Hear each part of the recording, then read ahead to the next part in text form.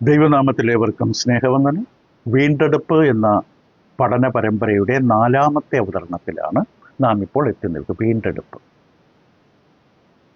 മനുഷ്യനെ തിരികെ ദൈവത്തിൽ എത്തിക്കുവാനുള്ള ദൈവിക വ്യവസ്ഥ.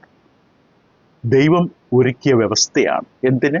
മനുഷ്യനെ തിരികെ നഷ്ടപ്പെട്ട് തന്നോട് മത്സരിച്ച് അകന്നുപോയ മനുഷ്യനെ തിരികെ തന്നിലേക്ക് കൊണ്ടുവരിക. ഇതാണ് യഥാർത്ഥത്തിൽ ദൈവവ്യവസ്ഥ. മനുഷ്യൻ്റെ ഏറ്റവും വലിയ ആവശ്യമാണിത്. അവന് വീടുണ്ടാവുകയോ സൗന്ദര്യമുണ്ടാവുകയോ വസ്ത്രമുണ്ടാവുകയോ ആഹാരമുണ്ടാവുകയോ കുടിക്കാൻ വെള്ളമുണ്ട്, ഇതൊന്നുമല്ല പ്രധാന ആവശ്യം. മനുഷ്യനെ സംബന്ധിച്ച് ഏറ്റവും പ്രധാന ആവശ്യം അവൻ്റെ സൃഷ്ടാവായ ദൈവത്തോട് പുനഃസ്ഥാപിക്കപ്പെടണം. ഇതാണ് ഏറ്റവും വലിയ ആവശ്യം. ഇതിന് മനുഷ്യൻ ദൈവത്തിൽ ആശ്രയിക്കണം. മല കയറിയത് കൊണ്ടോ പുണ്യപ്രവൃത്തികൾ ചെയ്തുകൊണ്ടോ ദാനധർമ്മങ്ങൾ നടത്തിയത് കൊണ്ടോ എന്തൊക്കെ മനുഷ്യൻ ചെയ്തു കൂട്ടിയാലും ഈ ലക്ഷ്യം നേടാൻ പറ്റില്ല. അതിനവൻ ദൈവത്തിൽ ആശ്രയിക്കണം, ദൈവത്തിൻ്റെ വഴികൾ സ്വീകരിക്കണം. ഇതിൻ്റെ ആരംഭം നാം കണ്ടു. ഏദൻ തോട്ടത്തിൽ ജീവവൃക്ഷം നഷ്ടപ്പെട്ട മനുഷ്യൻ്റെ അവസ്ഥ, നഷ്ടപ്പെടുവാൻ ഇടവരുത്തിയ സാഹചര്യങ്ങൾ, മനുഷ്യൻ്റെ അനുസരണക്കേട്, മത്സര സ്വഭാവം, അത് നിമിത്തം കൊണ്ടുവന്ന 2 ദുരന്തങ്ങൾ. ഒന്ന് മരണം, മറ്റൊന്ന് പാപത്തിൻ്റെയും മരണത്തിൻ്റെയും പ്രമാണം. ഈ 2 പ്രത്യാഘാതങ്ങളാണ് മനുഷ്യൻ്റെ അനുസരണക്കേടിൻ്റെ ഫലമായിട്ടുണ്ടായത്. ഇത് പുനഃസ്ഥാപിക്കപ്പെടണം. ഈ സംഭവിച്ച ആത്മീക മരണം നീങ്ങണം. പാപത്തിൻ്റെ മരണത്തിൻ്റെ പ്രമാണത്തിൽ നിന്ന് മനുഷ്യൻ സ്വതന്ത്രനാകണം. അതാണ് നാം വ്യക്തമായി കഴിഞ്ഞ പാഠങ്ങളിൽ റോമാലേഖനം 8-ാം അധ്യായത്തിൽ നാം കണ്ടത്, സംഭവിച്ചത്. ഇത് സംഭവിച്ചത് എങ്ങനെയാണ്? ഒരു വാഗ്ദത്ത സന്തതി, ഒരു സന്തതിയെ വാഗ്ദാനം ചെയ്തു ദൈവം. ഏദൻ തോട്ടത്തിൽ വെച്ച് ദൈവം പറഞ്ഞു, സ്ത്രീയുടെ സന്തതിയായി വരുന്ന വ്യക്തി ഈ ദുരന്തത്തിൽ നിന്ന് മനുഷ്യനെ തിരികെ കൊണ്ടുവരും. ആ വാഗ്ദത്ത സന്തതി ഒരു അനുഗ്രഹവും വാഗ്ദാനം ചെയ്യുന്നു. ആ അനുഗ്രഹം മറ്റൊന്നുമല്ല, പാപമോചനം. ദൈവത്തിൽ നിന്നകന്ന അകറ്റിയ പാപത്തെ നീക്കം ചെയ്യുവാൻ സഹായിക്കുന്ന വ്യക്തിയാണ് ആ വാഗ്ദാനം ചെയ്യപ്പെട്ട സന്തതി. ആ വാഗ്ദാനം ചെയ്യപ്പെട്ട സന്തതിയെ ഭൂമിയിലേക്ക് നൽകി തരുവാനുള്ള പദ്ധതിയാണ് പഴയമത്തിലൂടെ നീളം കാണുന്നത്. അതിനൊരു രാജ്യത്തെ തിരഞ്ഞെടുത്തു, ഒരു വംശാവലി ക്രമീകരിച്ചു ഒക്കെ ചെയ്തു ദൈവം. അപ്പോൾ ഇപ്രകാരം വീണ്ടെടുക്കപ്പെട്ടവരുടെ സമൂഹമാണ് സഭ എന്ന് പറയുന്നത്. വീണ്ടെടുക്കപ്പെട്ടവരുടെ കൂട്ടം. അവർ പാപത്തിൻ്റെയും മരണത്തിൻ്റെയും പ്രമാണത്തിൽ നിന്ന് മോചനം പ്രാപിച്ചു. എങ്ങനെ? മറ്റൊരു ഉന്നതമായ പ്രമാണം, ജീവന്റെ ആത്മാവിൻ്റെ പ്രമാണമെന്ന മറ്റൊരു ഉയർന്ന പ്രമാണത്തിലൂടെ പാപത്തിൻ്റെയും മരണത്തിൻ്റെയും പ്രമാണത്തിൽ നിന്ന് അവർ മോചനം പ്രാപിച്ചു. മാത്രമല്ല, മനുഷ്യന്റെ ജഡീകമായ ശരീരം, ഈ ജഡത്താലുള്ള ബലഹീനതയെ മറികടക്കാനായിട്ട് മനുഷ്യനെ ഒരിക്കലും സ്വയം നേടാൻ കഴിയാത്ത ഈ പരിഹാരമാർഗം നമുക്കായി നേടിത്തരുവാൻ പാപമില്ലാത്ത ശരീരത്തിൽ ദൈവം മനുഷ്യനായി അവതരിച്ചു. മക്കൾ ജഡരക്തങ്ങളോട് കൂടിയവരാകൊണ്ട് അവനും അവരെ പോലെ ജഡരക്തങ്ങളോട്. പക്ഷെ ആ ജഡത്തിൽ പാപമില്ല. പിശാച് ശ്രമിച്ചു നോക്കി, പക്ഷെ പിശാചിൻ്റെ പിടിയിലേക്ക് കർത്താവ് യേശുക്രിസ്തു ഒരിക്കലും ചെന്ന് വീണില്ല. തൻ്റെ ശരീരം താൻ നിഷ്കളങ്കമായി സൂക്ഷിച്ചു പാപത്തിന് പരിഹാരം ഒരുക്കി. നിഷ്കളങ്കനും പാപമില്ലാത്തവനെ കർത്താവ്. ഇതാണ് ഏറ്റവും അനുഗ്രഹീതമായിട്ടുള്ള ഒരു അവലംബം, അല്ലെങ്കിൽ ഒരു നിർഭയത്വം, ബ്ലസ്സഡ് അഷ്വറൻസ്. ഇതിൽ ഉയർന്ന മറ്റൊരു അനുഗ്രഹമില്ല. ഇതാണ് മനുഷ്യൻ ലഭിച്ച ഏറ്റവും വലിയ അനുഗ്രഹം. പക്ഷെ അത് ആർക്കാണ്? കർത്താവ് യേശുവിൽ വിശ്വാസം അർപ്പിച്ചിട്ടുള്ളവർക്ക്. കർത്താവ് യേശുവിനെ രക്ഷകനായി സ്വീകരിച്ച് ക്രിസ്തുവിൻ്റെ സുവിശേഷം അനുസരിച്ച് വീണ്ടും ജന്മം പ്രാപിച്ചവർക്ക്. അവർ പാപത്തിൽ നിന്ന് മോചനം പ്രാപിക്കുന്നു. പാപത്തിൽ നിന്ന് മാത്രമല്ല, പാപത്തിൻ്റെ മരണത്തിൻ്റെ പ്രമാണത്തിൽ നിന്ന് അവർ മോചനം പ്രാപിക്കുന്നു. മോചനത്തിന് 2 വശങ്ങളാണ്. പാപത്തിൽ നിന്ന് മോചനം, കൂടാതെ പാപത്തിൻ്റെ മരണത്തിൻ്റെ പ്രമാണത്തിൽ നിന്ന്. അങ്ങനെ ക്രിസ്തുവിൽ വിശ്വസിക്കുന്നവർ മരിച്ചാലും ജീവിക്കുന്ന അനുഗ്രഹത്തിലേക്ക് മാറ്റപ്പെടും. പക്ഷെ ഇത് തെറ്റിദ്ധരിക്കപ്പെട്ടിട്ടുണ്ട്. ഈ സത്യം തെറ്റിദ്ധരിക്കപ്പെട്ട് 2 വിധത്തിലാണ് ഇതിൻ്റെ തെറ്റിദ്ധാരണ സംഭവിച്ചിട്ടുള്ളത്. അതിൻ്റെ ഉഗ്രത, അല്ലെങ്കിൽ അതിൻ്റെ എക്സ്ട്രീം 2 വിധത്തിലാണ്. ഒന്ന്, ചില കൂട്ടർ ഈ അവസ്ഥയെ തെറ്റിദ്ധരിച്ചുകൊണ്ട് പറയും, രക്ഷിപ്രകാരം ഈ അനുഗ്രഹീതമായ കൃപ ലഭിച്ച നമുക്കിന്ന് ലൈസൻസ് കിട്ടിയിരിക്കുകയാണ്, നമുക്കിന്ന് എന്ത് ചെയ്യാം, കാരണം നമ്മൾ രക്ഷിക്കപ്പെട്ടവരാണ്, എന്ത് ചെയ്താലും ഒരു പ്രശ്നവും വരില്ല. കാരണം കൃപ പെരുകേണ്ടതിന് പാപം ചെയ്തുകൊണ്ടിരിക്കുന്നോ എന്ന ചോദ്യം വരുന്ന അവിടെയാണ്. കാരണം അപ്പോസ്തലനായ പൗലോസ് വിഷയം അവതരിപ്പിക്കുമ്പോൾ റോമാലേഖനം 5-ാം അധ്യായത്തിൽ ഒരു വശത്ത് ആദാമിനെയും മറുവശത്ത് രണ്ടാമതായ കർത്താവ് യേശുക്രിസ്തുവിനെ അവതരിപ്പിച്ചുകൊണ്ട് ആദാമിലൂടെ വന്നതായ തകർച്ചയെ പരിഹരിച്ച ക്രിസ്തുവിൻ്റെ പരമയാഗത്തെക്കുറിച്ച് പറഞ്ഞു കഴിയുമ്പോൾ അതിൻ്റെ അവസാന വാക്യങ്ങൾ ഇങ്ങനെയാണ് എഴുതിയിരിക്കുന്നത്. റോമർ 5:20-21. എന്നാൽ ലംഘനം പെരുകേണ്ടതിന് ന്യായപ്രമാണം ഇടയിൽ ചേർന്നു വന്നു. അതായത് ദൈവം ന്യായപ്രമാണം തന്നുകൊണ്ട് മനുഷ്യന്റെ പാപം എത്രത്തോളം ഭയാനകമാണ് എന്ന് ഒരു കണ്ണാടി നമ്മുടെ മുമ്പിൽ കാണിക്കുന്നത് പോലെ നമ്മുടെ വീഴ്ചയും പരാധീനതകളും തകർച്ചകളും ദൈവത്തിന്റെ നിലവാരത്തോടും നമ്മൾ എത്രത്തോളം താഴെ പോയി എന്നുള്ളത് കൃത്യമായി പ്രമാണം കാണിച്ചു തന്നു. ഇപ്പൊ ന്യായപ്രമാണം ഇടയിൽ ചേർന്ന് വന്നു. എങ്കിലും പാപം പെരുകിയിടത്ത് കൃപ അത്യന്തം വർദ്ധിച്ചു. ഇതാണ് തെറ്റിദ്ധരിച്ചത്. അപ്പൊ അത്യന്തം കൃപ കിട്ടണമെങ്കിൽ, കൂടുതൽ കൃപ കിട്ടണമെങ്കിൽ ഞാൻ കൂടുതൽ പാപം ചെയ്തുകൊണ്ടിരിക്കുമ്പോൾ കൂടുതൽ കൃപ വന്നുകൊണ്ടേയിരിക്കും. അപ്പം പാപം പെരുകിയിടത്ത് കൃപ അത്യന്തം വർദ്ധിക്കും. അതായത് ദൈവം പറയുന്ന വാസ്തവത്തിൽ നീ ഏത് പാപിയായാലും ഏത് കൊടും പാപിയായാലും കർത്താവ് യേശുവിലേക്ക് നീ കടന്നു വന്നാൽ നിന്റെ പാപത്തെ ഞാൻ ഹിമം പോലെ വെളുപ്പിക്കാം. അത്യന്തം വർദ്ധിച്ചു. പാപം മരണത്താൽ വാണതുപോലെ കൃപയും നമ്മുടെ കർത്താവ് യേശുക്രിസ്തു മുഖാന്തരം നീതിയാൽ നിത്യജീവനായി വാഴേണ്ടതിന് തന്നെ. എന്നിട്ടാണ് അടുത്ത ചോദ്യം. മനുഷ്യരുടെ മനസ്സിലുണ്ടായ സംശയം പൗലോസ് തന്നെ പറഞ്ഞുകൊണ്ട് പറയും, ആകയാൽ നാം എന്തു പറയേണ്ടു? കൃപ പെരുകേണ്ടതിന് പാപം ചെയ്തുകൊണ്ടിരിക്കുകയെന്നോ? ബൈബിൾ എഴുതപ്പെട്ട കാലത്തിൽ അധ്യായങ്ങളോ നമ്പറുകളോ ഇല്ല. അപ്പൊ അവരുടെ ചിന്ത എന്താണ്? കൃപ പെരുകേണ്ടതിന് പാപം ചെയ്തുകൊണ്ടിരിക്കുകയെന്നോ? അപ്പൊ അവരുടെ മനസ്സിൽ അങ്ങനെ ഒരു ചിന്തയുണ്ടായി. പൗലോസ് പറഞ്ഞ സത്യത്തെ തെറ്റിദ്ധരിച്ച അവസ്ഥയുണ്ടായി. ഇപ്പൊ കൃപ കൂടുതൽ കിട്ടാൻ കൂടുതൽ പാപം ചെയ്തുകൊണ്ടിരിക്കുക. അപ്പൊ ഇത് വളരെ വ്യക്തമായിട്ട് പൗലോസ് അവരോട് പറയുന്നത്, നിങ്ങൾ എന്താ അങ്ങനെ ചിന്തിക്കുന്നത്? ഒരു നാളും അരുത്. പുതിയ നിയമത്തിലെ യവന ഭാഷയിൽ ഇത് ശക്തമായ പ്രയോഗമാണത്.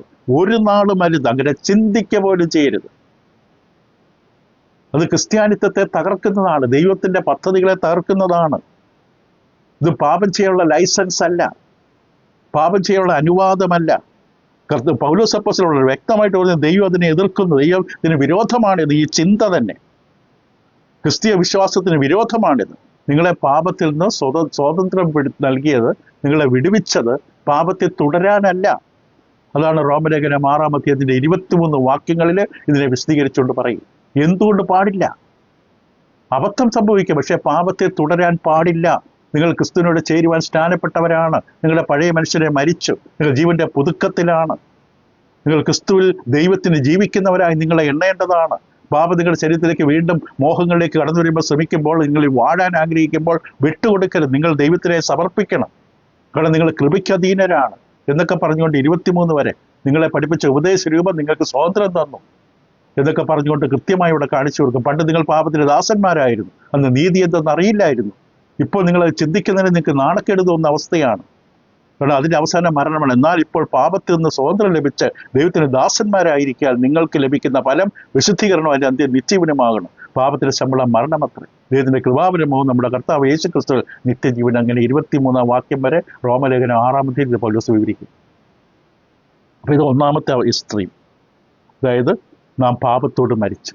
പാപത്തോട് മരിച്ചത് പകുതി മാത്രമാണ്, ബാക്കി ദൈവത്തോട് ജീവിക്കുകയാണ്. ക്രിസ്തുവിൽ ദൈവത്തിന് ജീവിക്കുകയാണ്. ദൈവത്തിനായി ജീവിക്കുന്നവരാണ് ദൈവമക്കൾ. പാപത്തോട് മരിച്ച ഒരു വശം മാത്രം. പക്ഷെ പാപത്തോട് മരിച്ചാൽ മാത്രമേ ക്രിസ്തുവിൽ ദൈവത്തിനായി ജീവിക്കാൻ പറ്റൂ. ദൈവത്തെ ആരാധിച്ച് ബഹുമാനിച്ച് സ്നേഹിച്ച് അനുസരിച്ച് ജീവിക്കണമെങ്കിൽ പാപസംബന്ധമായി മരിക്കണം. നാം ഇന്ന് പാപം പരിശീലിക്കുന്നവരല്ല, നാം നീതി, ജീവിതമാർഗമായി നീതി പരിശീലിക്കുന്നവർ. ഇതാണ് ഒരു വിഷയം. രണ്ടാമത്തെ തെറ്റിദ്ധാരണ എന്ന് പറയുന്നത്, രണ്ടാമത്തെ അറ്റത്തേക്ക് എക്സ്ട്രീമിലേക്ക് പോയത് എങ്ങനെയും ചോദിച്ചാൽ, പാപത്തിൻ്റെയും മരണത്തിൻ്റെയും പ്രമാണത്തിൽ നിന്ന് സ്വാതന്ത്ര്യം ലഭിച്ചതുകൊണ്ട് ഇനി എനിക്ക് ആത്മീകമായി ഞാൻ നഷ്ടപ്പെടില്ല, ഞാൻ നിത്യമായി സുരക്ഷിതനാണ് എന്ന തെറ്റിദ്ധാരണ. ദൈവനെ ഒരിക്കലും അങ്ങനെ പഠിപ്പിക്കുന്നില്ല. ഇവനെന്തിനാ ദൈവവചനം? ക്രിസ്തുവിനോട് ചേരുവാൻ സ്നാനമേറ്റ ഞാൻ എനിക്ക് ലഭിച്ച ആത്മരക്ഷ, കൃപയാൽ ലഭിച്ച രക്ഷ ഒരിക്കലും നഷ്ടപ്പെടില്ല എങ്കിൽ പിന്നെ എന്തിനാ ഞാൻ പേടിക്കേണ്ട കാര്യം എന്താണ്? പക്ഷെ ദൈവം പറയുന്ന അങ്ങനെയല്ല. മനഃപൂർവ്വമായി പാപം ചെയ്താൽ നാം ശിക്ഷാവിധിയിൽ വീഴും, നഷ്ടപ്പെടും. എബ്രായർക്ക് എഴുതിയ ലേഖനം 10-ാം അധ്യായം 26 മുതൽ 31 വരെ കേൾക്കുക. എബ്രായ ലേഖനം 10-ാം അധ്യായം 26 മുതലുള്ള വാക്യങ്ങൾ ഇങ്ങനെ പറയും. സത്യത്തിന്റെ പരിജ്ഞാനം ലഭിച്ച ശേഷം, ദൈവമക്കളുടെ യോഗ്യതകളാണ് ഈ പറയുന്നത്. സത്യത്തിന്റെ പരിജ്ഞാനം ലഭിച്ച ശേഷം നാം മനഃപൂർവ്വം, ആ വാക്ക് ശ്രദ്ധിക്കുക, വിൽഫുൾ, നാം മനഃപൂർവ്വം പാപം ചെയ്താൽ പാപങ്ങൾക്ക് വേണ്ടി നീ യാഗവും ശേഷിക്കുക. നമ്മൾ നിലവിളിച്ചിട്ട് കാര്യം. ദൈവം പറഞ്ഞ് നിനക്കറിയാം, നീ സത്യത്തെക്കുറിച്ച് അറിവ് കിട്ടിയവനാണ്, ചെയ്യാൻ പാടില്ല എന്ന് നിനക്കറിയാം. എന്നിട്ട് നീ മനഃപൂർവ്വമായി നിന്റെ ആത്മാവിനെ തകർത്ത്, മനഃപൂർവ്വമായി നീ വേലി പൊളിച്ച് മറികടന്നു പോയി. മനഃപൂർവ്വം നീ പാപം ചെയ്തു. ദൈവം പെട്ടെന്ന് ക്ഷമിച്ചു കൊടുക്കില്ല ആ മനുഷ്യനോട്. മനഃപൂർവ്വം ദൈവം അതിന് മാത്രം പറയുന്ന കേൾക്കാം. മനഃപൂർവ്വം പാപം ചെയ്താൽ പാപങ്ങൾക്ക് വേണ്ടി നീ ഒരു യാഗവും ശേഷിക്കാതെ, പിന്നെ എന്താ ശേഷിക്കുന്നത്? ന്യായവിധിക്കായി ഭയങ്കരമായൊരു പ്രതീക്ഷയും എതിരികളെ ദഹിപ്പിക്കാനുള്ള ക്രോധാഗ്നിയുമേ ഉള്ളൂ. പറഞ്ഞു, നിന്നെ ഞാൻ എൻ്റെ ക്രോധം നിന്റെ മേൽ വരും. എന്നിട്ട് ഉദാഹരണത്തിന് മോശയുടെ ന്യായപ്രമാണം അനുസരിക്കാത്തവന് കരുണ കൂടാതെ 2-3 സാക്ഷികളുടെ വാമൊഴി കേട്ട് മരണശിക്ഷ കൽപ്പിക്കുന്നുവല്ലോ. എന്നിട്ട് 29-30 ശ്രദ്ധിക്കുക. ദൈവപുത്രനെ ചവിട്ടിക്കളയും. ക്രിസ്തുവിൽ വന്നതിന് ശേഷം മനഃപൂർവ്വം പാപം ചെയ്യുമ്പോൾ നാം കർത്താവേച്ചിലെ കാൽ കീഴി ചവിട്ടുകയാണ്. ദൈവപുത്രനെ ചവിട്ടിക്കളയും. പിന്നെ തന്നെ വിശുദ്ധീകരിച്ച നിയമരക്തത്തെ മല്ലമെന്ന് നിരൂപിക്കുകയും.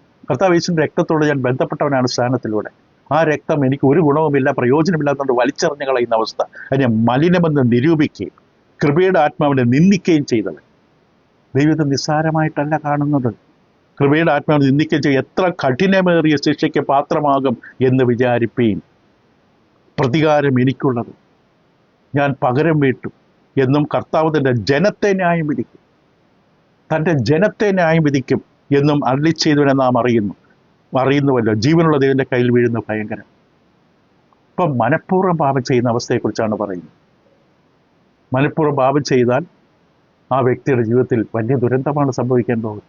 കൂടാതെ ദൈവം വളരെ വ്യക്തമായി നമ്മുടെ ആവശ്യപ്പെടുന്നത് നിരന്തരമായി ശുദ്ധീകരണം പ്രാപിക്കണമെങ്കിൽ വിശ്വാസത്തിൽ നിരന്തരമായി അനുസരണത്തോടെ നടക്കണം. സ്നാനപ്പെട്ടവരോട് പിന്നെ തോന്നിയതുപോലെ ഇഷ്ടം പോലെ ജീവിച്ചാൽ പോരാ. ഇസ്രായേലത്തെക്കുറിച്ച് പറഞ്ഞാൽ അവർക്ക് രാജാവില്ലായിരുന്നു, തോന്നിയതുപോലെ ബോധിച്ചതുപോലെ നടന്നു.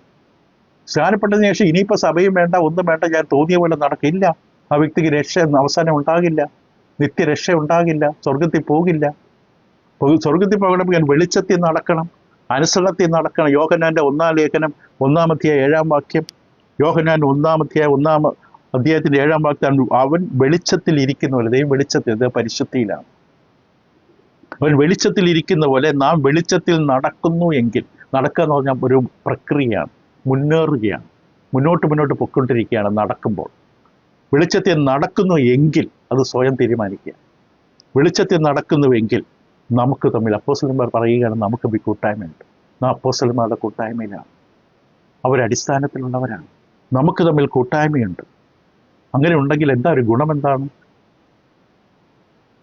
അവൻ്റെ പുത്രനായ യേശു, നിങ്ങളും ദൈവം വെളിച്ചത്തിൽ ഇരിക്കുന്നു പറഞ്ഞിട്ട് ആ വെളിച്ചത്തിൽ ദൈവ പരിജ്ഞാനത്തെ, ദൈവത്തിൻ്റെ മുമ്പിൽ വിശുദ്ധിയെ ജീവിക്കുന്നുവെങ്കിൽ കർത്താവ് യേശുവിൻ്റെ രക്തം നമ്മുടെ സകല പാപവും പോക്കി ശുദ്ധീകരിക്കും. നമ്മൾ ചിലപ്പോൾ അറിയുക പോലുമില്ല, ഇന്ന പാപം ഞാൻ എൻ്റെ നോട്ടത്തിൽ, ചിന്തയിൽ, വാക്കിൽ, നിരൂപണത്തിൽ, അഭിപ്രായത്തിൽ, ആലോചനയിൽ, എൻ്റെ സമ്മതത്തിലൊക്കെ ഞാൻ ചിലപ്പോൾ അറിയാതെ ചെയ്തു കൂട്ടിയ പാപങ്ങളുണ്ട്. അത് പാപമാണെന്ന് എനിക്ക് മനസ്സിലായില്ല. ഞാൻ അത്ര വിശുദ്ധനല്ല, അത്ര ബോധം എനിക്കില്ല. പക്ഷെ ഞാൻ വെളിച്ചത്തിൽ നടക്കാൻ ഇഷ്ടപ്പെടുന്നവനാണ്, ദൈവത്തെ ഭയപ്പെടുന്നൊരു വ്യക്തിയാണ്, ദൈവത്തിൻ്റെ വനത്തെ സ്നേഹിക്കുന്ന ഒരാളാണ്. ദൈവം എന്നെ കഴുകിക്കൊണ്ടിരിക്കും. ഞാൻ എല്ലാം എണ്ണി പറഞ്ഞതുകൊണ്ട് മാത്രമല്ല, ചിലത് എനിക്ക് എണ്ണാൻ അറിയില്ല. ദൈവനെ കഴുകിക്കൊണ്ട്, ദൈവം പറഞ്ഞ വാഗ്ദാനമാണ്, നമ്മൾ സംശയിച്ചിട്ട് കാര്യമില്ല. ദൈവം വനത്തെ വിശ്വസിക്കണം. വെളിപാട് പുസ്തകം 2-ാം അധ്യായത്തിൻ്റെ 10-ാം വാക്യത്തിൽ ഇതിനോട് ബന്ധപ്പെട്ട് ചിന്തിക്കുമ്പോൾ വെളിപാട് 2:10 ഇങ്ങനെയാണ് അവിടെ സ്മുർണ്ണയിലെ സഭയോട് പറഞ്ഞത്, 10 ദിവസം നിങ്ങൾക്ക് ഉപദ്രവം ഉണ്ടാകും, മരണപര്യന്തം വിശ്വസ്തനായിരിക്കും. അപ്പം മരണപര്യന്തം വിശ്വസ്തനായിരിക്കണം. സ്നാനപ്പെട്ടിട്ട് പിന്നെ അവിശ്വസ്തതയെ ജീവിച്ചു കഴിഞ്ഞാൽ എന്നെ ദൈവം രക്ഷിച്ചോളും, ഞാൻ സ്നാനപ്പെട്ട ആളല്ലേ, ഇന്ന ദിവസമാണ് ഞാൻ സ്നാനപ്പെട്ട, എൻ്റെ സർട്ടിഫിക്കറ്റൊക്കെ എൻ്റെ ഉണ്ട്, ഒരു പ്രയോജനവുമില്ല. മരണത്തോളം വിശ്വസ്തനായി നിൽക്കണം. അപ്പം പുതിയ നിയമത്തിൻ്റെ ഭാഷ അനിഷേധ്യമായി വളരെ വ്യക്തമായിട്ട് നൽകുന്ന താക്കീതുകൾ കേൾക്കാം ദൈവമക്കളോട്. പാപത്തിൽ വീണാൽ നിത്യമായി നശിച്ചു പോകും. 50ഓളം വാക്യങ്ങളുടെ പുതിയ നിയമത്തിൽ. പാപത്തിൽ മനഃപൂർവ്വമായി പാപത്തിൽ തുടർന്നാൽ നശിച്ചു പോകും. 4-5 വാക്യങ്ങൾ മാത്രമെന്ന് ഓർമ്മിപ്പിക്കാം. സത്യം അറിയാൻ ആഗ്രഹിക്കുന്നവർക്ക് 4-5 വാക്യം ഒന്നും വേണ്ട. സത്യത്തെ താല്പര്യമില്ലാത്തവർക്ക് എത്ര വാക്യം പറഞ്ഞാലും തട്ടിത്തെറിപ്പിക്കും. മത്തായിയുടെ സുവിശേഷം 13-ാം അധ്യായം അതിൻ്റെ 47 മുതൽ 50 വരെ നമുക്കൊന്ന് കേൾക്കാം. മത്തായി 13:47 മുതൽ 50 വരെ. ഉപമ, സ്വർഗരാജ്യത്തിൻ്റെ ഉപമ. പിന്നെ ഈ സ്വർഗരാജ്യം കടലിലിടുന്നതും എല്ലാ വക മീനും പിടിക്കുന്നതുമായൊരു വലിയൊരു സദൃശ്യം. നിറഞ്ഞപ്പോൾ അവർ അത് വലിച്ച് കരയ്ക്ക് കയറ്റി, ഇരുന്നു കൊണ്ട് നല്ലത് പാത്രങ്ങളിൽ കൂട്ടിവെച്ച് ചീത്ത എറിഞ്ഞു കളഞ്ഞു. ഒരു ഉദാഹരണത്തിലൂടെ, ഉപമയിലൂടെ കർത്താവ് പഠിപ്പിക്കണം. എന്താ പറയുന്നത്? 49. അങ്ങനെ തന്നെ ലോകാവസാനത്തിൽ സംഭവിക്കും. ദൂതന്മാർ പുറപ്പെട്ട് നീതിമാന്മാരുടെ ഇടയിൽ നിന്ന് ദുഷ്ടന്മാരെ വേർതിരിച്ച് തീച്ചൂളയിൽ ഇട്ടുകളയും. അവിടെ കരച്ചിലും പല്ലുകടിയും ഉണ്ടാകും. ഇപ്പം നീതിമാരുടെ കൂട്ടത്തിൽ ഉണ്ടായിരുന്നവരാണ്, ദൈവമക്കളെന്ന് പറഞ്ഞുകൊണ്ട് നടന്നവരാണ്. പക്ഷെ അവർ ദൈവമക്കളല്ല, ഫലമില്ലാത്ത വെറുതെ ചടങ്ങ് മാത്രം ഒരെടുത്ത് വലിച്ചെറിഞ്ഞ് ദൂരം കളഞ്ഞു. റോമലേഖനം 11-ാം അധ്യായത്തിൻ്റെ 20 മുതൽ 22 വരെ പൗലോസിൻ്റെ വാക്കുകൾ കേൾക്കാം. റോമർ 11, റോമർ 11-ന്റെ 20 മുതൽ 22 വാക്യങ്ങളിൽ ഇങ്ങനെ കേൾക്കാം. അപ്പം ചില കൊമ്പുകളെ മുറിച്ച് കളഞ്ഞിട്ട്, സ്വാഭാവിക കൊമ്പുകളെ മുറിച്ച് കളഞ്ഞിട്ട് കാട്ടൊലിവിൻ്റെ കൊമ്പുകളെ കൂട്ടിച്ചേർത്ത് ഉപമ പറഞ്ഞതിന് ശേഷം, അതായത് യഹൂദന്മാർക്ക്, അവിശ്വാസമുള്ള യഹൂദന്മാരെ ദൈവം തള്ളിക്കളഞ്ഞിട്ട് ജാതികളിൽ ക്രിസ്തുവിൽ വിശ്വസിക്കുന്നവരെ കൂട്ടിച്ചേർത്തു. വേരുകളെന്ന പിതാക്കന്മാരുടെ, ആ വൃക്ഷത്തിൻ്റെ വേരുകളായ പിതാക്കന്മാരുടെ അടിസ്ഥാനത്തിൽ കർത്താവിൻ്റെ സഭയിലേക്ക് ദൈവം കൂട്ടിച്ചേർത്തതിനെ കുറിച്ച് പറയുകയാണ്. യഹൂദന്മാരിൽ നിന്ന് വന്നവരുണ്ട്, പുറജാതികളിൽ നിന്ന് വന്നവരുണ്ട്. എന്നിട്ട് ആ ഉദാഹരണം എടുത്തുകൊണ്ടാണ് പറയുന്നത്, അവിശ്വാസത്തിൽ അവ ഒടിഞ്ഞുപോയി, വിശ്വാസത്തിൽ നീ നിൽക്കുന്നു, ഞെളിയാതെ ഭയപ്പെടും. ദൈവം പുറജാതിക്കാരായ റോമിലുള്ള വിശ്വാസത്തോട് നീ ഞെളിയരുത്. നിന്റെ കഴിവുകൊണ്ടാണ് ഈ മരത്തിൽ കയറി ഒട്ടിപ്പിടിച്ച് നിൽക്കുന്നത് വിചാരിക്കരുത്. നിന്നെ ഒട്ടിച്ചതാണ്. ഞെളിയാതെ ഭയപ്പെടുക. സ്വാഭാവിക കൊമ്പുകളെ, യഹൂദന്മാർ സ്വാഭാവിക കൊമ്പുകളെ ദൈവം ആദരിക്കാതെ. എന്തുകൊണ്ട് ആദരിക്കാത്തത്? അനുസരണക്കേട്, മത്സരം, ദൈവത്തിന് വിരോധമായ ചിന്തകൾ. സ്വാഭാവിക കൊമ്പുകളെ ദൈവം സ്വാഭാവിക കൊമ്പുകളെ ആദരിക്കാതെ പോകും. ആദരിക്കില്ല ദൈവം. ദൈവം പറഞ്ഞ നിലവാരത്തെ ജീവിച്ചില്ലെങ്കിൽ, സ്വാഭാവിക കൊമ്പുകളെ ആദരിക്കാതെ പോയെങ്കിൽ നിന്നെയും ആദരിക്കാതെ വന്ന് നിനക്കും വീഴ്ചയുണ്ടാകും, നീ നിൽക്കേണ്ടതുപോലെ നിന്നില്ലെങ്കിൽ. എന്ന് പറഞ്ഞ ആകയാൽ ദൈവത്തിൻ്റെ ദയ ഖണ്ഡിതം, ഖണ്ഡിതം ദൈവത്തിൻ്റെ സീരിയസ്നെസ്, സിവറിറ്റി, ദൈവത്തിൻ്റെ ദയയും ഖണ്ഡിതവും കാണുക. എപ്പോഴും നീ ഭയപ്പെട്ട് നിൽക്കണം. വീണ് കിടക്കുന്നതിൽ ദൈവത്തിൻ്റെ ഖണ്ഡിതവും നിന്നിലോ നീ ദയയിൽ നിലനിന്നാൽ ദയം തന്നെ. നീ നിൽക്കുന്നത് ദയയിലാണ്. അത് നില കഴിവുകൊണ്ടാണെന്ന് വിചാരിക്കരുത്. അല്ലെങ്കിൽ നീയും ഛേദിക്കപ്പെടും. അവിശ്വാസത്താൽ നിലനിൽക്കാഞ്ഞാൽ അവരെയും കൂടെ ഒട്ടിക്കും. അവർ തിരിച്ച് ക്രിസ്തുവിനെ വിശ്വസിക്കാൻ തയ്യാറാണെങ്കിൽ യഹൂദന്മാർക്ക് രക്ഷ കിട്ടും, സംശയമില്ല അതിൽ. അവരെ വീണ്ടും ഒട്ടിപ്പാൻ ദൈവം ശക്തനല്ല. കാരണം സ്വാഭാവികമായ കാട്ടുമരമായി നമ്മളെ മുറിച്ചെടുത്ത് സ്വഭാവത്തിന് വിരോധമായി നല്ല ഒലിമരത്തെ ഒട്ടിച്ചുവെങ്കിൽ, സ്വാഭാവിക കൊമ്പുകളായി ഇവരെ സ്വന്തമായി ഒലിമരത്തിൽ എത്ര. കാരണം യഹൂദന്മാർക്കൊരു പാരമ്പര്യമുണ്ട്. ഒരു ക്രിസ്തുവിനെ മഷികായിട്ട് സ്വീകരിക്കാൻ തയ്യാറായാൽ, പാപമോചനത്തിലെ സ്നാനമേൽക്കാൻ തയ്യാറായ യഹൂദന്മാരെ ഒട്ടിക്കുന്നത് ഇതിന് എളുപ്പമാണ്. അവരെ ഒട്ടിക്കാൻ. അതാണ് അവിടുത്തെ വിഷയം. അതാണ് നമ്മൾ ചിന്തിക്കേണ്ട. ഇത്രയേ ഉള്ളൂ. ഞെളിയാതെ നിൽക്കണം, ഭയപ്പെടണം. നമ്മൾ ദൈവം ഒട്ടിച്ചാണ്. ഒന്ന് പറഞ്ഞാൽ 10-ാം അധ്യായത്തിൻ്റെ ആദ്യത്തെ 12 വാക്കുകൾ ഇത് വിഷയം അവതരിപ്പിക്കും. ഒന്ന് പറഞ്ഞാൽ 10-ാം അധ്യായത്തിൽ പല കാര്യങ്ങൾ പോലെ സമുദ്രത്തിലൂടെ കടന്നു, മേഘത്തിൽ സമുദ്രത്തിൽ സ്നാനമേറ്റ് മോശയോട് ചേർന്നു. എന്നിട്ട് മിക്കവരിലും ദൈവം പ്രസാദിച്ചില്ല, അവരെ തള്ളിയിട്ട് കളഞ്ഞു. ദൈവം തൻ്റെ ജനത്തെ തള്ളിയിട്ട് കളഞ്ഞു എന്ന് പറഞ്ഞു. 23,000 പേര് പരസംഗം ചെയ്തപ്പോൾ വീണുപോയി, വിഗ്രഹാരാധികളായതിനെ പോലെ. അവരെ വീണുപോയതിനെപ്പോൾ സർപ്പത്താൽ നശിച്ചുപോയി, പിറുപിറുത്തവർ നശിച്ചുപോയി. ഇതൊക്കെ നമുക്ക് ബുദ്ധിപദേശം എഴുതി തന്നിരിക്കുന്നു പറഞ്ഞതിന് ശേഷം 12-ാം വാക്യം 1-10. ആകയാൽ താൻ നിൽക്കുന്നു എന്ന് തോന്നുന്നവൻ വീഴാതിരിപ്പാൻ നോക്കട്ടെ. വീഴും. ശ്രദ്ധിച്ചില്ലെങ്കിൽ വീഴും. വെളിച്ചത്തിൽ നടന്നില്ലെങ്കിൽ വീഴും. ദൈവത്തിൻ്റെ വിശ്വസ്ത കാണിച്ചില്ലെങ്കിൽ വീഴും. വഴിയിൽ കയറിയതുകൊണ്ട് എത്തുമെന്ന് വിചാരിക്കരുത്. നടക്കേണ്ടതില്ല, നടക്കണം, വളരെ പ്രധാനമാണ്. ഗലാത്യർ ലേഖനം 2:11. ഗലാത്യർ ലേഖനം 2-ാം അധ്യായം 11-ാം വാക്യത്തിൽ പൗലോസ് അപ്പോസ്തലൻ പറയുന്നത്, എന്നാൽ കേഫ അന്ത്യോക്യയിൽ വന്നാറെ അവരിൽ കുറ്റം കാണുകയാണ്, ഞാൻ അഭിമുഖമായി അവരുടെ എതിർത്തിരുന്നു. പത്രോസിൽ പോലും കുറ്റം കണ്ടു. പത്രോസ് പോലും വീണുപോയി. പിന്നീട് കൃപയാൽ തിരിച്ചു വന്നുവെങ്കിൽ പോലും അത് സാധിക്കും. ഒരു പരിധി കഴിഞ്ഞ പത്രോസിൻ്റെ അബദ്ധമായിരുന്നു, മനഃപൂർവ്വമല്ല. ഗലാത്യർ 4:11. ഗലാത്യർ 4:11 ഞാൻ നിങ്ങൾക്ക് വേണ്ടി അധ്വാനിച്ചതും വെറുതെയായെന്ന് ഞാൻ ഭയപ്പെടുന്നു. ഗലാത്യ സഭയിലെ ചിലരെക്കുറിച്ച് പൗലോസ്, ഞാൻ അധ്വാനിച്ചത് വെറുതെയായി. നിങ്ങളോട് സുവിശേഷം പറഞ്ഞ് നിങ്ങളുടെ രക്ഷയുടെ അനുഭവത്തിൽ കൊണ്ടുവരാൻ ദൈവം ഉപയോഗിച്ചു. പക്ഷെ നിങ്ങളിപ്പോൾ മറ്റൊന്നിലേക്ക് ചരിയുകയാണ്. ഞങ്ങളാകട്ടെ, സ്വർഗത്തിൽ ദൂതനാകട്ടെ, മറ്റൊരു സുവിശേഷം അറിയിച്ച് അവർ ശപിക്കപ്പെട്ടതെന്ന് 1-ാം അധ്യായത്തിൽ പറയും. നിങ്ങളിപ്പോൾ പുതിയ നവീന ഉപദേശങ്ങളിലേക്ക് ചരിയുകയാണ്. ഞാൻ അധ്വാനിച്ചത് വെറുതെയാണ്, നിങ്ങൾ നഷ്ടപ്പെടും. ഒരു ശക്തമായ 5-ാം അധ്യായം ഗലാത്യർ 5:2-4 വാക്യങ്ങൾ. നിങ്ങൾ പരിച്ഛേദനയേറ്റ ക്രിസ്തുവിലേക്ക് വന്നു. സ്വാതന്ത്ര്യത്തിനായി ക്രിസ്തുവിൽ സ്വതന്ത്രരായി ഒരു ദൈവം കൊണ്ടുവന്നു. അടിമനുഖത്തിൽ നിന്ന് അവരെ വിടുവിച്ചു. പക്ഷെ വീണ്ടും മോശയുടെ ന്യായപ്രമാണത്തിലേക്ക്, പരിച്ഛേദനയിലേക്ക് അവർ പോകുമ്പോൾ പൗലോസ് പറയുന്നത്, നിങ്ങൾ പരിച്ഛേദനയേറ്റാൽ ക്രിസ്തുവിനെ കൊണ്ട് നിങ്ങൾക്കൊരു പ്രയോജനം. ഇനി ക്രിസ്തു എന്ന് പറയരുത്. ക്രിസ്തുവിന്റെ നാമത്തിൽ പ്രാർത്ഥിക്കാൻ നിങ്ങൾക്ക് ഇനി അവകാശമില്ല. പഴയമത്തിലെ സമ്പ്രദായത്തിലേക്ക് നിങ്ങൾ മടങ്ങിപ്പോയാൽ, ദൈവ പ്രകാരമല്ലാത്ത ഒരു വിഷയത്തിലേക്ക് നിങ്ങൾ തിരിച്ചു പോയാൽ, നിങ്ങൾ യേശുവിൻ്റെ നാമം ഇനി ഉപയോഗിക്കരുത്. ക്രിസ്തുവിനെ കൊണ്ട് നിങ്ങൾക്കൊരു പ്രയോജനമില്ല എന്ന് പൗലോസായി ഞാൻ നിങ്ങളോട് പറയും. അപ്പോസ്തലിക അധികാരത്തിലാണ് പറയുന്നത്. എൻ്റെ 4-ാം വാക്യം, ന്യായപ്രമാണത്താൽ നീതീകരിക്കപ്പെടുവാൻ ഇച്ഛിക്കുന്ന നിങ്ങൾ ക്രിസ്തുവിനോട് വേർവിട്ടുപോയി. കർത്താവ് യേശു ക്രിസ്തുവിനോട് ചേരുവാൻ സ്നാനമേൽക്കാൻ തയ്യാറാകാതെ വേറെ ഏതെങ്കിലും മാർഗത്തിൽ എനിക്ക് പാപവനം കിട്ടുമെന്ന ധാരണയിൽ കൈയോർത്തി പൊക്കിയാൽ, കാട് പൂരിപ്പിച്ചാൽ, മുട്ടിലിഴഞ്ഞാൽ, കണ്ണുനീരോടുകൂടി ഒക്കെ ഞാൻ അധ്വാനിച്ചാൽ എനിക്ക് പാപവനം കിട്ടുമെന്നാണ് വിചാരിക്കുന്നതെങ്കിൽ നീ ക്രിസ്തുവിനോട് വേർപെട്ടുപോയി. ക്രിസ്തുവിൽ വന്ന വ്യക്തികൾക്ക് അബദ്ധം പറ്റും. ക്രിസ്തുവിനോട് വേർപെട്ടു പോകണമെങ്കിൽ നേരത്തെ ക്രിസ്തുവിൽ വന്നവർ ക്രിസ്തുവിലേക്ക് പൗലോസ് അപ്പോസ്തലൻ സുവിശേഷം അവിടെ നടുവിൽ കൊണ്ടുവന്ന് അറിയിച്ച് അവരെ ക്രിസ്തുവിൽ വന്നവരാണ്. പക്ഷെ അവരിപ്പോൾ പതുക്കെ ചരിയുകയാണ്. ഇനിയിപ്പോൾ നിങ്ങൾ ക്രിസ്തുവിൽ നിങ്ങൾക്ക് ബന്ധമില്ല. ക്രിസ്തുവിന് വേർപെട്ടു പോയി. നിങ്ങൾ കൃപയിൽ, അടുത്ത വാക്ക് ശക്തമാണ്, നിങ്ങൾ കൃപയിൽ നിന്ന് വീണുപോയി. കൃപയിൽ നിന്ന് ഇനി കൃപ കിട്ടില്ല. ദൈവത്തിൻ്റെ പ്രസാദം, അനുഗ്രഹം, കൃപാകടാക്ഷം, കാരുണ്യം, അനുകമ്പം ഒന്നും നിങ്ങളുടെ മേലില്ല. ദൈവം നിങ്ങളെ കൈവിട്ടു. ഇതിനേക്കാളും ശക്തമായ തെളിവെന്ത് വേണം? അപ്പോൾ ആ വഴിയിലേക്കും ആ അറ്റത്തേക്കും പോകരുത്. കൃപ പെരുകേണ്ടതിന് പാപം ചെയ്തുകൊണ്ടിരിക്കുകയെന്ന്. അപ്പോൾ നമ്മൾ ചെയ്യേണ്ടത് എന്താണ്? തുടരുക, തുടർന്നുകൊണ്ടേയിരിക്കുക, നടന്നുകൊണ്ടേയിരിക്കുക. എബ്രായലേഖനം 10:26 വാക്യം പറഞ്ഞതുപോലെ ശക്തമായ വാക്യമാണ് എബ്രായർ 10:26. ഇവിടെ പറഞ്ഞു, സത്യത്തിൻ്റെ പരിജ്ഞാനം ലഭിച്ച ശേഷം നാം മനഃപൂർവ്വം പാപം ചെയ്താൽ ഇനി ആ പാപത്തിനൊരു യാഗമില്ല. അബദ്ധം സംഭവിക്കുന്നതും മനഃപൂർവ്വം പാപം ചെയ്യുന്നതും രണ്ട് കാര്യങ്ങളാണ്. അബദ്ധങ്ങൾ ദൈവം ക്ഷമിച്ചു തരും. പാപങ്ങൾ ഏറ്റുപറഞ്ഞ് ദൈവത്തോട് മാപ്പ് ചോദിച്ചാൽ ദൈവ മക്കളോട് ദൈവം കൃത്യമായി പറയും. അപ്പോൾ ഇത് രണ്ടും തമ്മിൽ വേർതിരിച്ച് കാണണം. ചിലരുടെ പാപങ്ങൾ മനഃപൂർവ്വമാണ്. ഞാൻ ചെയ്യുന്ന പാപമാണ്, ദൈവം അതിനപ്രകാരം ദൈവം ചെയ്യരുതെന്ന് പറഞ്ഞൊരു കാര്യമാണ് ഞാൻ ചെയ്യുന്നത്. കൂട്ടുകാരുടെയോ മറ്റുള്ളവരുടെയോ സ്വാധീനത്തിൽ നിന്ന് എൻ്റെ മറ്റെന്തെങ്കിലും നേട്ടത്തിന് വേണ്ടി മറ്റൊരു രഹസ്യമായൊരു അജണ്ട ഉപയോഗിച്ചുകൊണ്ട് ഞാൻ ഈ മനഃപൂർവ്വം ചെയ്യുമ്പോൾ ഇനി എൻ്റെ അടുക്ക വരരുത്. സത്യത്തിൻ്റെ പരിജ്ഞാനം ലഭിച്ചു അറിയാം നിനക്ക്. നിങ്ങൾ ഈ മനഃപൂർവ്വം ചെയ്താൽ ഇനി ആ പാപത്തിന് യാഗമില്ല. പക്ഷെ മറുവശത്ത് ഒറ്റപ്പെട്ട ഒരു സംഭവം, ഒരു അബദ്ധം. അബദ്ധങ്ങൾ പലതുണ്ടാകാം, പക്ഷെ അത് അബദ്ധമാണ്.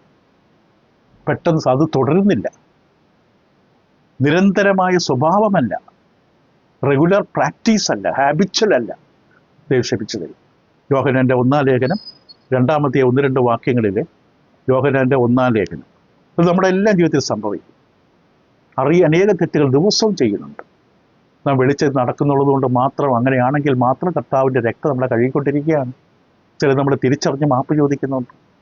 1 യോഹന്നാൻ 2:1-2, എൻ്റെ കുഞ്ഞുങ്ങളെ നിങ്ങൾ പാപം ചെയ്യാതിരിക്കുന്ന പറയുന്നത് നിരന്തരമായി മനഃപൂർവ്വം എന്ന അർത്ഥത്തിലാണ്. നിങ്ങൾ പാപം ചെയ്യാതിരിപ്പാൻ ഞാനിത് നിങ്ങൾക്ക് എഴുതുന്നു. ഒരുത്തൻ പാപം ചെയ്തുവെങ്കിൽ അത് മിസ്റ്റേക്ക്, അബദ്ധം. ഒരുത്തൻ പഴിമത്ത് കാണാം, അബദ്ധത്താൽ ചെയ്തു പോയതോ അവനുള്ള യാഗത്തെക്കുറിച്ച് വ്യക്തമായി പറയും. ഒരു മനഃപൂർവ്വം ചെയ്തതും അബദ്ധവശാൽ ചെയ്ത പാപത്തെക്കുറിച്ച് അതിനുള്ള പരിഹാരം പഴിമത്ത് തന്നെ കൃത്യമായി വേർതിരിച്ച് കാണിക്കും. ഒരുത്തൻ പാപം ചെയ്തുവെങ്കിൽ അത് അബദ്ധം. നീതിമാനായ യേശുക്രിസ്തു എന്ന കാര്യസ്ഥൻ നമുക്ക് പിതാവിൻ്റെ അടുക്കലുണ്ട്. അവൻ നമ്മുടെ പാപങ്ങൾക്ക് പ്രായശ്ചിത്തമാണ്. പക്ഷെ ആയുഷിൻ്റെ അടുക്കൽ നമ്മൾ ഓടിച്ചെല്ലുന്നത് ദൈവമക്കളോടാണ്. അതേ പുസ്തകത്തിൻ്റെ 3-9 വാക്യം, ദൈവത്തിൽ ജനിച്ചവരാരും പാപം ചെയ്യുന്നില്ല. അവിടെ പറയുന്നത് നിരന്തരമായി, സ്വഭാവമായി, മനഃപൂർവ്വമായി ചെളിയിൽ തന്നെ ചവിട്ടി നടക്കുന്ന ഒരു മനുഷ്യൻ അവൻ ദൈവ പൈതലല്ല. ദൈവത്തിൽ നിന്ന് ജനിച്ചവൻ ആരും പാപം ചെയ്യുന്നില്ല, അവൻ്റെ വിത്ത് അവനിൽ വസിക്കുന്നില്ല. ദൈവത്തിൽ ജനിച്ചതിനെ അവൻ പാപം ചെയ്യാൻ, അതായത് പാപം നിരന്തരമായി സ്വഭാവമായി പാപം ചെയ്യാൻ ആ മനുഷ്യന് പറ്റില്ല. അവൻ ദൈവത്തിൽ നിന്ന് ജനിച്ചവനാണെങ്കിൽ കുറ്റബോധം ഉണ്ടാകും, നിലവിളിക്കും, ദാവീദിനെ പോലെ കിടന്ന് കരയും, ദൈവം ക്ഷമിക്കണമെന്ന് ആത്മാർത്ഥമായി നിലവിളിക്കും, ദൈവനോട് ക്ഷമിച്ചു കൊടുക്കും. ഇതിൻ്റെ വിത്ത് ഉള്ളിലുള്ളതിൻ്റെ ലക്ഷണമാണ്. ഒരു കർത്തൃദിവസം പോലെ കർത്താവിനെ ആരാധിക്കാൻ വരാതിരുന്ന എൻ്റെ സങ്കടം ദൈവ മക്കൾക്കുണ്ടാകും. ആ സാരമില്ല, എല്ലാഴ്ച പോകുന്നതല്ലേ എന്ന് പറയില്ല. യോഹന്നാൻ്റെ ലേഖനത്തിൻ്റെ 5-ാം വാക്യം, 1 യോഹന്നാൻ 5:18, ഇവിടെ പറയുന്ന ഇപ്രകാരമാണ്, ദൈവത്തിൽ നിന്ന് ജനിച്ചിരിക്കുന്നവൻ ആരും പാപം ചെയ്യുന്നില്ല. അവിടെ ചെയ്യുന്നില്ല എന്ന വാക്ക് ഇത് തന്നെയാണ്. ഹാബിച്വൽ, കണ്ടിന്യൂസ്, നിരന്തരം, മനഃപൂർവ്വം പാപം ചെയ്യുന്നില്ല എന്ന് നാം അറിയുന്നു. ദൈവത്തിൽ ജനിച്ചവൻ തന്നെത്താൻ സൂക്ഷിക്കുന്നു, ദുഷ്ടൻ അവനെ തൊടുക. കാരണം ദൈവത്തിൻ്റെ സംരക്ഷണത്തിനകത്താണ്, ദുഷ്ടൻ അവനെ തൊടാൻ പറ്റില്ല. അപ്പോൾ ദൈവമക്കളെ സംബന്ധിച്ച് പാപത്തിൻ്റെ നിയമത്തിൽ നിന്ന് സ്വാതന്ത്ര്യം പ്രാപിച്ചവരാണ്. പാപത്തിൻ്റെയും മരണത്തിൻ്റെ നിയമത്തിൽ നിന്ന് അവർ സ്വാതന്ത്ര്യം പ്രാപിച്ചവരാണ്. കർത്താവിൻ്റെ കൽപ്പന ഒരു ജീവിതം പോലെ, ജീവിതമാർഗം പോലെ കർത്താവിൻ്റെ വചനം വെളിച്ചത്തിൽ നടക്കുന്നവരാണ്. നമുക്ക് ചെയ്യുവാൻ കഴിയാത്തത്, നമുക്ക് ആകാൻ കഴിയാത്തത് കർത്താവ് നമുക്ക് വേണ്ടി പൂർണ്ണമാക്കി തരും. പക്ഷെ നാം വിശ്വസ്തയോടെ കർത്താവിൻ്റെ സന്നിധിയിൽ അവനെ സേവിച്ച് ജീവിക്കണം. മരണത്തോളം മരണപര്യന്തം വിശ്വസ്തരായിരിക്കണം. അബദ്ധം പറ്റിയാൽ ഓടിച്ചെല്ലണം കർത്താവിൻ്റെ അടുക്കൽ. യൂദയ്ക്കും കർത്താവിൻ്റെ ക്ഷമ കിട്ടുമായിരുന്നു യേശുവിൻ്റെ കാൽക്കൽ വന്ന് വീണിരുന്നെങ്കിൽ. യേശുവിൻ്റെ കാൽക്കൽ വന്ന് വീണവരെ യേശു ക്ഷമിച്ചു കൊടുത്തു, ഒരു വെടുപ്പാക്കി. കർത്താവ്, ഇതാണ് അനുഗ്രഹീതമായ ആ ഒരു ബ്ലെസ്ഡ് അഷ്വറൻസ്, അനുഗ്രഹീതമായുള്ള നിർഭയത്വം. ഇതാണ്. ഇതിനേക്കാളും വലിയ അനുഗ്രഹം എന്തുണ്ട് ഭൂമിയിൽ? അബദ്ധങ്ങൾ വരുന്നു, തെറ്റുകൾ സംഭവിക്കുന്നു, കുറവുകൾ സംഭവിക്കുന്നു. ദൈവാത്മാവിനാൽ നമ്മൾ വചനം കേൾക്കുമ്പോൾ, വായിക്കുമ്പോൾ അത് തിരിച്ചറിയുന്നു, കർത്താവിൻ്റെ അടുക്കൽ ഓടിച്ചെല്ലുന്നു, കർത്താവ് നമ്മളെ കഴുകി വെടിപ്പാക്കി വിശദീകരിക്കുന്നു. നിങ്ങളുടെ പാപങ്ങൾ കടുംചുവപ്പായിരുന്നാൽ ഞാനത് ഹിമം പോലെ വെളുപ്പിക്കാം. പക്ഷെ വരുവിൻ, എൻ്റെ അടുക്കൽ വരണം, സമ്മതിക്കണം. അപ്പോൾ ഇതിൻ്റെ ഉപസംഹാരമായി പറഞ്ഞ് അവസാനിപ്പിക്കട്ടെ. ക്രിസ്ത്യാനിത്വത്തിൻ്റെ ഉദ്ദേശം ഇതാണ്. അപ്പം ഈ ഒരു കൃപ, മനുഷ്യവർഗത്തെ വീണ്ടെടുക്കാനുള്ള ദൈവത്തിൻ്റെ വിജയകരമായ കൃപ, അതിൽ ക്രിസ്ത്യാനിത്വത്തിൻ്റെ ഉദ്ദേശവും ലക്ഷ്യവും വ്യക്തമാണ്. കർത്താവ് യേശു ഭൂമിയിലേക്ക് വന്നത് യുദ്ധം നീക്കം ചെയ്യാനോ, ദാരിദ്ര്യം ഉന്മൂലനം ചെയ്യാനോ, അസ്വസ്ഥത മാറ്റാനോ, അനീതി മാറ്റാനോ, ഹൃദയവേദനകൾ മാറ്റാനോ, ഹൃദയസ്തംഭനങ്ങൾ ഇല്ലാതാക്കാനോ ഒന്നുമല്ല. ഇതൊക്കെ ക്രിസ്തീയ ജീവിതത്തിൽ ഉള്ളതാണ്. ദൈവമക്കളായി ക്രിസ്തീയ ജീവിതം ജീവിക്കാൻ കർത്താവിൻ്റെ പിന്നാലെ ഇറങ്ങി തിരിച്ചവർക്കെല്ലാം ഇത് പലപ്പോഴും നേരിടേണ്ടി വരും. മത്തായി 10:34. ഞാൻ ഭൂമിയിൽ സമാധാനം വരുത്തുവാൻ വന്നു എന്ന് നിരൂപിക്കരുത്. സമാധാനമല്ല, വാളത്ര വരുത്തുവാൻ ഞാൻ വന്നത്. കാരണം ക്രിസ്തുവിനെ വിശ്വസിക്കാൻ തയ്യാറാകുമ്പോൾ വീട്ടിനകത്ത് ചിലപ്പോൾ കലഹമുണ്ടാകും. അപ്പൻ എതിർക്കും, അമ്മ എതിർക്കും, ഭാര്യ എതിർക്കും, ഭർത്താവ് എതിർക്കും, മക്കൾ എതിർക്കും. ഒരു സംഘർഷം ഉണ്ടാകും തീർച്ചയായും. നീതിയുടെ സത്യത്തിൻ്റെ വെളിച്ചത്തിൽ വാളത്ര വരുത്തുവാൻ ഞാൻ വന്നു. ആ അർത്ഥത്തിലാണ് അത് പറയുന്നത്. മനുഷ്യനെ തൻ്റെ അപ്പനോടും മകളെ അമ്മയോടും മരുമകളെ അമ്മായിയമ്മയോടും ഭേദിപ്പാൻ അത്രയും ഞാൻ വന്നത്. മനുഷ്യൻ്റെ വീട്ടുകാർ തന്നെ അവൻ്റെ ശത്രുക്കളാണ്. ശരിക്കും എൻ്റെ അപ്പനും അമ്മയും എന്നെ സ്നേഹിക്കുന്നുണ്ടെങ്കിൽ ഞാൻ എടുത്ത മാർഗം, സ്വീകരിച്ച മാർഗം, എൻ്റെ ആത്മരക്ഷയ്ക്ക് ഞാൻ എടുത്ത മാർഗത്തിൽ സന്തോഷിക്കുകയാണ് വേണ്ടത്. അവരതിനെ പ്രോത്സാഹിപ്പിക്കുകയാണ് വേണ്ടത്. അവരെ ആ വഴിയിലേക്ക് വരികയാണ് വേണ്ടത്. ശരിക്കും സത്യം അവർ ബോധ്യപ്പെട്ടിട്ടുണ്ടെങ്കിൽ. അന്ധവിശ്വാസത്തിൽ കുടുങ്ങിക്കിടക്കുന്നുണ്ടെങ്കിൽ അവർ എതിർക്കും. നാണക്കേടുണ്ടാകും, കുടുംബത്തിന് അപമാനം ഉണ്ടാകും, നിന്നെ ആരും ഒരു ചടങ്ങിന് വിളിക്കില്ല. അതൊന്നുമല്ല നമുക്ക് വലുത്, ആത്മരക്ഷയാണ്. അപ്പം മനുഷ്യരെ തൻ്റെ അപ്പനോടും മകളെ അമ്മയോടും മരുമകളെ അമ്മായിയമ്മയോടും ഭേദിപ്പനത്ര ഞാൻ വന്നത്. മനുഷ്യൻ്റെ വീട്ടുകാർ തന്നെ എൻ്റെ ശത്രുക്കളാകും. എന്നേക്കാളധികം അപ്പനെയോ അമ്മയോ പ്രിയപ്പെടുന്നത് എനിക്ക് യോഗ്യനല്ല. എന്നേക്കാളധികം മകനെയോ മകളെയോ പ്രിയപ്പെടുന്നവർ എനിക്ക് യോഗ്യനല്ല. തൻ്റെ ക്രൂശ് എടുത്ത് എന്നെ അനുഗമിക്കാത്ത യോഗ്യനല്ല. കർത്താവിനെ വേണ്ടാത്തവരെ നമുക്കൊരു പരിധിക്കപ്പുറം നമുക്കൊന്നും ചെയ്യാൻ പറ്റില്ല. ഒരു കർത്താവിനെ ഉപേക്ഷിച്ച് സഭയെ ഉപേക്ഷിച്ച് പോയി കഴിഞ്ഞാൽ നമുക്ക് അവരുള്ള ബന്ധത്തിൽ അവരെ വെറുക്കുന്നില്ല, പക്ഷെ അവരുള്ള ബന്ധത്തിൽ ഒരു ചെറിയ വ്യത്യാസം ഉണ്ടാകും. എന്നാൽ കർത്താവിനെ വേണ്ടാത്തവരെ ഒരു വിധത്തിൽ പറഞ്ഞാൽ നമുക്ക് വേണ്ട എന്നർത്ഥം. എന്നർത്ഥത്തിലാണത് പറയുന്നത്. ഇപ്പം പ്രതികൂലങ്ങളും പ്രയാസങ്ങളുണ്ട്. അത് പൗലോസ് പറയുന്നു 1 തെസ്സലോനിക്കർ 3-ാം വാക്യത്തിൽ പൗലോസ് പറഞ്ഞ ഇപ്രകാരമാണ്. 1 തെസ്സലോനിക്കർ 3-ാം അധ്യായം അതിൻ്റെ 4-ാം വാക്യം പറയുന്നത്, നാം കഷ്ടം അനുഭവിക്കേണ്ടി വരുമെന്ന് ഞങ്ങൾ നിങ്ങളോട് കൂടെ ഇരുന്നപ്പോൾ മുമ്പ് കൂട്ടി പറഞ്ഞിട്ടുണ്ട്. അങ്ങനെ സംഭവിച്ചു എന്ന് നിങ്ങൾ അറിയുന്നു. കഷ്ടം അനുഭവിക്കേണ്ട ക്രിസ്ത്യ ജീവിതത്തിൽ. തിമോത്തിയോസ് ലേഖനത്തിൽ കൃത്യമായിട്ട് 2 തിമോത്തിയോസ് 3:12 പൗലോസിന്റെ വാക്കുകൾ കേൾക്കാം. 2 തിമോത്തിയോസ് 3:12. എന്നാൽ ക്രിസ്തു യേശുവിൽ ഭക്തിയോടെ ജീവിപ്പാൻ മനസ്സുള്ളവർക്ക് എല്ലാം ഉപദ്രവം ഉണ്ടാകും. നിശ്ചയമായിട്ട് പറയുകയാണ്. ഇപ്പൊ സുവിശേഷ ലോകമൊന്നും പരക്കുകയാണെങ്കിൽ അതിൻ്റെ സ്വാഭാവികമായ പരിവർത്തനം എന്താണ്? ഹൃദയങ്ങൾക്ക് മാറ്റം വരും, രാജ്യങ്ങൾക്ക് മാറ്റം വരും. സുവിശേഷ ലോകമെങ്ങും പരന്നാൽ യുദ്ധങ്ങളില്ലാതാകും. ഈ രാജ്യങ്ങളൊന്നും യുദ്ധം ചെയ്യില്ല. യശയ്യാവിൽ പറയുന്നല്ലേ, അവിടെ വാളുകളും മറ്റും അടിച്ചു പരത്തിക്കളയുക. ദാരിദ്ര്യം ഉന്മൂലനം ചെയ്യുമ്പോൾ, കാരണം പരസ്പരം എല്ലാവരും സഹായിക്കുകയും സ്നേഹിക്കുകയും ചെയ്യുമ്പോൾ ദാരിദ്ര്യം കുറയും, മറ്റു പല പ്രശ്നങ്ങളും ഒഴിവാക്കിയിട്ടും. പക്ഷേ ഇത് ലോകത്തിൽ സമാധാനം വരുത്താനല്ല കർത്താവിൻ്റെ ഉദ്ദേശം. ഈ ലോകത്തിൽ ഇങ്ങനെ സമാധാനവും വരുത്തി യുദ്ധങ്ങളൊക്കെ മാറ്റിക്കളയുക എന്നതിനല്ല കർത്താവ് വന്നത്. അതൊന്നുമല്ല ഇതിൻ്റെ ഉദ്ദേശം. അങ്ങനെ സംഭവിക്കുന്നത് ഈ സുവിശേഷ ലോകമെങ്ങും പരക്കുന്നതിൻ്റെ ഒരു അതിനോട് ചേർന്ന ഒരു അനുഗ്രഹം മാത്രമാണ്. മനുഷ്യൻ വീണ്ടെടുക്കപ്പെട്ടതിൻ്റെ രൂപാന്തരം സംഭവിച്ച അനുഗ്രഹം മാത്രമാണ്. ആ കുടുംബത്തിൽ ഇപ്പോൾ പഴയതുള്ള വഴക്കില്ല. ഇപ്പം അപ്പൻ മദ്യപിക്കുന്നതിൻ്റെ പേരിൽ പണ്ടുണ്ടായിരുന്ന തല്ലും ബഹളവും അവിടെ ഇല്ല. ഇപ്പോൾ ആ വീട്ടിലെല്ലാവരും ദൈവമക്കളായി മാറി. ആ കുടുംബം അനുഭവിക്കുന്ന സന്തോഷ സമാധാനം ഒരുപക്ഷെ അതിൻ്റെ ചുറ്റുമുള്ള മറ്റു വീടുകളിലേക്ക് അത് വ്യാപിച്ചെന്ന് വരാം. അപ്പം കർത്താവ് യേശുവിന് കടന്നു വന്നതിൻ്റെ ഉദ്ദേശം വ്യക്തമാണ്. അത് വളരെ വ്യക്തമായി കർത്താവും പറഞ്ഞു, സുവിശേഷകന്മാരും വ്യക്തമായി പറഞ്ഞു. മത്തായിയുടെ 1-ാം വാക്യം ദൂതൻ വ്യക്തമായി എന്തിനാണ് ദൈവപുത്രൻ ഭൂമിയിലേക്ക് വന്നത് എന്ന്. അവിടെ ഒരു മകനെ പ്രസവിക്കും, അവൻ തൻ്റെ ജനത്തെ അവിടെ പാപങ്ങളിൽ നിന്ന് രക്ഷിപ്പാനിരിക്കുകൊണ്ട് ഇവൻ യേശു എന്ന പേരാണ്. യേശു എന്ന പേര് പോലും ആ ദൗത്യത്തെ സൂചിപ്പിക്കുകയാണ്. മനുഷ്യനെ പാപത്തിൽ നിന്ന് രക്ഷിക്കുക, തൻ്റെ ജനത്തെ, ഒരു ജനത്തെ വേർതിരിക്കുക, പാപമോചനം പ്രാപിച്ച ഒരു ജനത്തെ വേർതിരിക്കുക. അങ്ങനെയാണ് യേശു വന്നത്. കർത്താവ് യേശുവിൻ്റെ വാക്കുകൾ പറഞ്ഞാൽ ലൂക്കോസ് 19:10 കർത്താവ് യേശുവിൻ്റെ വാക്കുകൾ ഇപ്രകാരമാണ്. ലൂക്കോസിൻ്റെ സുവിശേഷം 19-ാം അധ്യായം 10-ാം വാക്യത്തിൽ ക്രിസ്തു പറഞ്ഞു, കാണാതെ പോയതിനെ തിരഞ്ഞ് രക്ഷിപ്പാനല്ലോ മനുഷ്യപുത്രൻ വന്നത് എന്ന് പറഞ്ഞു. 1 തിമോത്തിയോസ് 1:15 പൗലോസിൻ്റെ വാക്കുകൾ. തിമോത്തിയോസിൻ്റെ 1-ാം ലേഖനം 1:15 ക്രിസ്തു യേശു പാപികളെ രക്ഷിപ്പാൻ ലോകത്തിൽ വന്നു എന്നുള്ളത് വിശ്വാസ്യവും എല്ലാവരും അംഗീകരിപ്പാൻ യോഗ്യമായ വചനത്തിൽ. ആ പാപികൾ ഞാൻ ഒന്നാമൻ.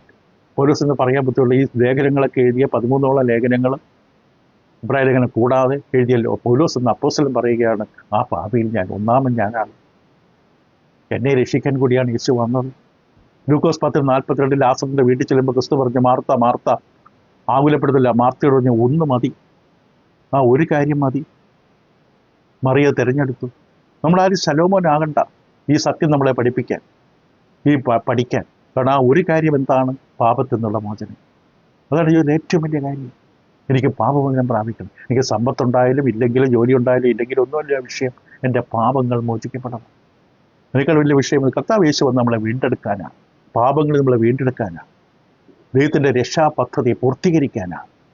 ഇപ്പം എവിടെയെങ്കിലും ക്രിസ്ത്യാനികളെന്ന് പറയുന്നവർ ഈ സത്യം മനസ്സിലാക്കുന്നില്ലെങ്കിൽ, മനുഷ്യൻ്റെ വീണ്ടെടുപ്പാണ് ദൈവത്തിൻ്റെ യഥാർത്ഥമായ കേന്ദ്ര പദ്ധതി എന്ന് തിരിച്ചറിയുന്നില്ല എങ്കിൽ ഒരു കർത്താവിനെ മനസ്സിലാക്കിയിട്ടില്ല, ദൈവവചനം പഠിച്ചിട്ടില്ല. മനുഷ്യരെ വീണ്ടെടുക്കുക എന്നുള്ള ദൈവത്തിൻ്റെ പദ്ധതി. അപ്പോൾ ഈ വിഷയം നമ്മളിവിടെ അവസാനിപ്പിക്കുന്നു. അടുത്ത നമ്മുടെ പഠനത്തിൽ പിശാചിൻ്റെ തല തകർക്കുക എന്ന വിഷയത്തെയായിരിക്കും ചിന്തിക്കുന്നത്. വീണ്ടെടുപ്പ് എന്ന വിഷയമാണ് ഇന്ന് 4ാമത്തെ അവതരണമാണ്. വീണ്ടെടുപ്പ് ഏറ്റവും വലിയ ആവശ്യം. അതൊരു വാഗ്ദത്ത സന്തതിയിലൂടെ നമുക്ക് സാധിച്ചു. പിന്നെ നമ്മൾ ചിന്തിച്ച പ്രധാനപ്പെട്ട കാര്യം കൃപയാൽ ലഭിച്ച ഈ രക്ഷ അത് തെറ്റായി ഉപയോഗിക്കരുത്. അത് ലൈസൻസായി, അനുവാദമായി, എന്ത് ചെയ്യാൻ കുഴപ്പമില്ല, ഞാൻ രക്ഷിക്കപ്പെട്ട ആളല്ലേ എന്ന് ചിന്തിക്കരുത്. എൻ്റെ മറുവശം നഷ്ടപ്പെടില്ല, എൻ്റെ രക്ഷ നഷ്ടപ്പെടില്ല എന്ന അബദ്ധത്തിൽ ചിന്തിക്കരുത്. പുതിയ ശരിക്കും മനസ്സിലാക്കിയാൽ ഒരു വ്യക്തി ഒരിക്കലും അത് പറയില്ല. ഈ താക്കീതുകളും മുന്നറിയിപ്പുകളും എല്ലാം വ്യക്തി ക്രിസ്തുവിന് വീണുപോയി, ക്രിസ്തുവിന് വേർപെട്ടു പോയി, കൃപയിൽ നിന്ന് വീണുപോയി, സത്യത്തിൻ്റെ പരിജ്ഞാനം ലഭിച്ച ശേഷം എന്ന് പറയുന്ന വ്യക്തമായ സത്യം നമ്മൾ കണ്ടു. അതുകൊണ്ട് നമ്മൾ തുടരണം, മുന്നേറണം, വെളിച്ചത്തിൽ നടക്കണം. ഇപ്പോൾ കർത്താവ് യേശുവിൻ്റെ രക്തം നമ്മളെ കഴുകും. മനഃപൂർവ്വമുള്ള പാപത്തിൻ്റെ വ്യത്യാസം, അറിയാതെ സംഭവിക്കുന്ന അബദ്ധങ്ങളുടെ വ്യത്യാസം. ആ 2 തരം പാപങ്ങളെക്കുറിച്ച് കണ്ടു. അബദ്ധങ്ങൾ, അറിയാതെ സംഭവിക്കുന്ന അബദ്ധങ്ങൾ. ഇനി അതിനോട് വെറുപ്പ് തോന്നുന്ന മനോഭാവം കർത്താവ് നമ്മൾ ക്ഷമിച്ചത് കഴുകി വെടിപ്പാക്കി തരും. പക്ഷെ മനഃപൂർവ്വമായി പാപത്തിൽ ചവിട്ടി നടക്കാൻ തീരുമാനിക്കുന്ന ഒരാൾ, ആ വ്യക്തിക്ക് ദൈവത്തിൻ്റെ കൃപ കിട്ടും എന്ന് നമുക്ക് ഉറപ്പില്ല. കർത്താവ് യേശുവിൻ്റെ രക്തം ഏത് കടുംചുവപ്പിനെ മാറ്റാൻ കഴിവുള്ളതാണ്. പക്ഷെ ആ വ്യക്തി മനഃപൂർവ്വമായി പാപം ചെയ്ത് ഇറങ്ങിപ്പോകുന്നത് കൊണ്ട് അവന് മനസ്സാന്തരപ്പെടാൻ ബുദ്ധിമുട്ടാണ്. ബൈബിളിലെ വാക്യം പറഞ്ഞാൽ ഇനിയൊരു യാഗവും അവന് വേണ്ടി ശേഷിക്കുന്നില്ല. അപ്പം ദൈവം നിങ്ങളെ സഹായിക്കട്ടെ. സത്യമായിട്ട് പഠിക്കുക. വചനമാണ് സത്യം.